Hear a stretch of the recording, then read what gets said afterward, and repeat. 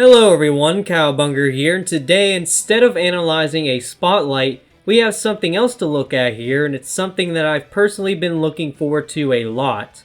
We finally got the campaign trailer for Nickelodeon All-Star Brawl 2 on Halloween.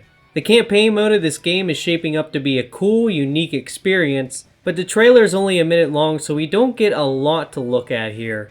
That is, until you start slowing things down to understand what the trailer is showing you.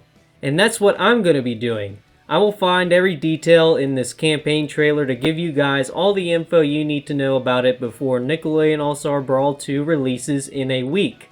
So let's get into it. The trailer starts with SpongeBob and Patrick hanging out, SpongeBob blows a bubble, and a portal appears where it pops. Patrick gets sucked in and SpongeBob jumps in after him. SpongeBob comes out of the other end in a desert-looking environment.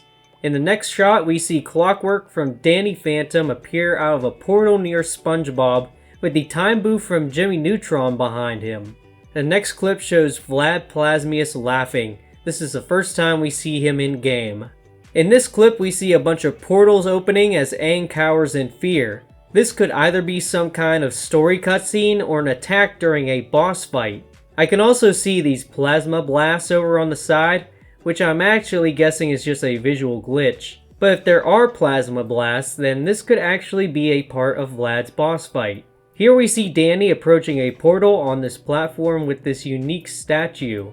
Each of these platforms seem to have this star podium on them. I do not know exactly what these things are. Then we get to see this crazy screen of a bunch of different things. We see on the top right that there are 3 forms of currency in this campaign. From left to right, there is slime, blimps, and then I guess purple slime? I'm guessing green slime is the most common while the purple slime is the least common. You'll probably use these to get different kinds of upgrades in the campaign. On the bottom right, we basically see the character HUD that's always around during gameplay, but as you can see, Aang has already accrued some damage, and that is the roguelike part of this game taking effect. It seems like as you go through these different challenges, your health is going to carry over, and so will your stocks. Next, let's take a look at this level selection screen. If this works like a roguelike, then you are likely going to start at the very beginning of the path, then you will have to choose which way you want to go from there. You will probably not be able to go back onto other paths until you beat the whole level. As for what info we can get from just this, there seems to be multiple battles that you can do for various prizes. From the left, we see Hugh Neutron, and he seems to give you a boost in power somehow. It seems like you are just going to talk to him and not fight him. From there, you can either choose to play a minigame where you hit balloons, or do a platforming section to get a treasure chest. After that, you can fight Grandma Gertie for some green slime, or fight Foot Clan soldiers in a multi-man match for some blimps. There is this star symbol next to Gertie. I wonder if that means that you will unlock her if you fight her. From here, there are 3 paths you can take. You can either talk to Frida for a power-up, the Cabbage Man the shop, or to Mrs. Puff for a power-up. All paths lead to a fight against Danny Phantom for green slime.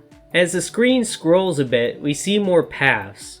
This time you can either fight El Tigre for some green slime, or the Foot Clan soldiers for blimps again. Then you can either talk to Gur for a power-up or Powder Toast Man to shop. We see more stuff like this, but I think you guys get the general idea here. The next notable thing here is we see Danny fight Foot Clan soldiers and jellyfish here, while Ember fights some armored ghosts and jellyfish here. One of the armored ghosts has these blue shield symbols flying around them.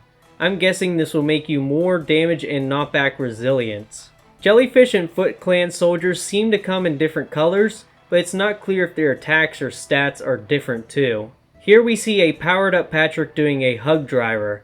I'm guessing that this is actually not the player, but maybe it is too. I don't know, you might be able to get temporary power-ups, or you might have to fight against enemies who are already powered up from the beginning of the match. Here we see that you can get more fighters from playing, including villains, so that's going to be interesting for the story. Here is Nora Wakeman. She is likely an NPC that will always be available that will give you the ability to upgrade your character. One of these upgrades is shown here, where SpongeBob now has the ability to freeze opponents with his Bubble Blow neutral special. Here Gerald opens up a treasure chest and some green slime comes out. Then we see the Cabbage Man in game. Same for Frida, and finally Gurr. I guess they didn't pitch Gurr's voice up here for some reason. It's pretty jarring but kind of funny at the same time, and apparently they're working on that. Next we see robotic unicycles from Teenage Mutant Ninja Turtles. They are likely some kind of targets to attack for a special mode. Here we see Korra in a special mode where she is platforming and collecting green slime while trying to avoid these spiky crystal things. Then we get a good look at the balloon mode here. Next we get our first look at Shredder as a boss. He looks pretty similar to how he does in the first game, and even his strong down air slam is an attack. We also see that the Flying Dutchman is a boss. Makes sense, he's an evil ghost kinda. One of his attacks is a big sword swing that takes up a good chunk of the screen. Next we see King Jellyfish get hit, and his response is a heart? No, that can't be right. What I think could happen is that maybe the Queen Jellyfish robot from the episode I'm Your Biggest Fanatic appears, and King Jellyfish goes after it maybe? Queen Jellyfish being involved in any way makes the heart make sense. Next, Shredder is doing something here. It just looks like he's floating mid-air. It looks like he's about to power up before the clip cuts. The last clip of the trailer shows Vlad doing a twirling uppercut. This little explosion effect is actually a portal closing, so I wonder if Vlad will just create portals for multiple attacks. And that is it for this trailer. Thank you for watching, leave a like if you enjoyed, and let me know what you think of this preview into the campaign mode in Nickelodeon All-Star Brawl 2. For me, on one hand, I hope we would get more, but on the other hand, I'm glad that this trailer didn't reveal too much. This trailer did enough to give an idea of what campaign mode would be about, but there will still be so much to discover. I am very excited to play through it for the first time. It seems like there's plenty of good stuff to do in a first playthrough. I am worried that after the first playthrough it might get boring, but hopefully not. If there's a way to crank up the difficulty, then we are going to be good to go. I love fighting bosses too. I can't wait to see how you'll have to play against them. I don't think this trailer did the best job in the world showing them off, specifically Shredder. Him floating in the air was pretty weird. I hope the bosses are more fluid than they are jank. The next video will be my analysis on Rocco's Spotlight, so I hope you join me then. Thank you to my channel members who got this video early, along with other perks like exclusive video content. I will see you all again. Bye.